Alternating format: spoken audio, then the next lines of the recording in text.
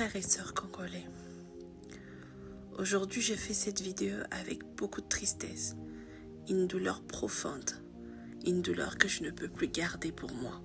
Parce que pendant que nous vivons, pendant que nous rions, pendant que nous faisons semblant que tout va bien, des femmes sont violées, les bébés sont tués, les villages sont brûlés, les familles sont détruites.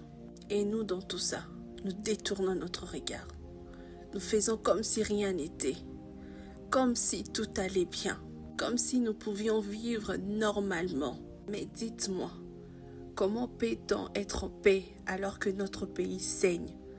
Comment peut-on danser alors que nos mères pleurent?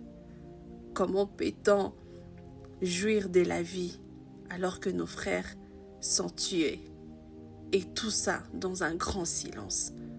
Frères et sœurs congolais, tout ce qui se passe dans notre pays, ce ne sont pas des films, ce ne sont pas des histoires lointaines, ce ne sont pas des histoires du passé.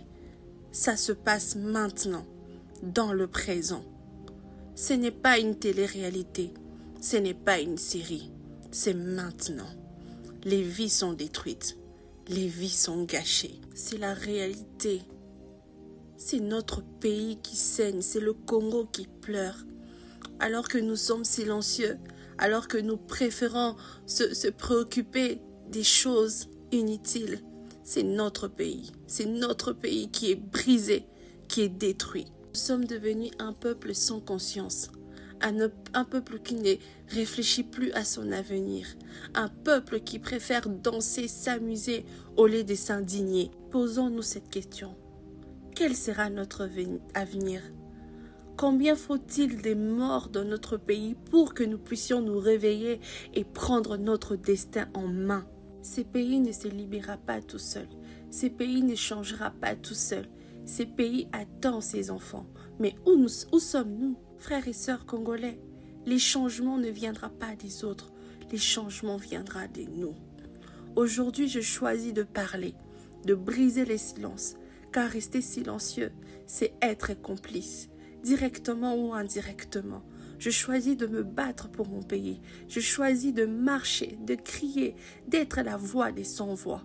Et toi, ma sœur, et toi, mon frère, jusqu'à quand tu vas continuer à faire semblant? Jusqu'à quand tu vas continuer à fermer les yeux?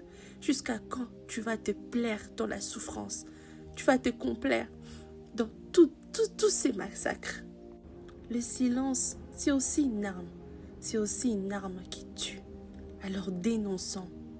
Lèvons-nous, Congolais. Sortons de la distraction et battons-nous pour notre destin. Le Congo a besoin de nous.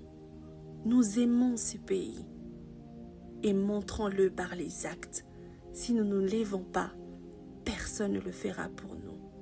Mon cœur saigne, mon cœur pleure de voir mon pays souffrir, de voir mes frères et sœurs être tués, piétinés, écrasés, et de voir l'incompétence, l'inaction de nos dirigeants qui préfèrent sauver leur peau, qui préfèrent se servir au lieu d'être des serviteurs de cette nation, de notre peuple.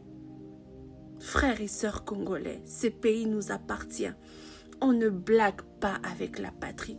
Nous pouvons jouer avec tout ce que nous voulons, mais pas la patrie. Lèvons-nous.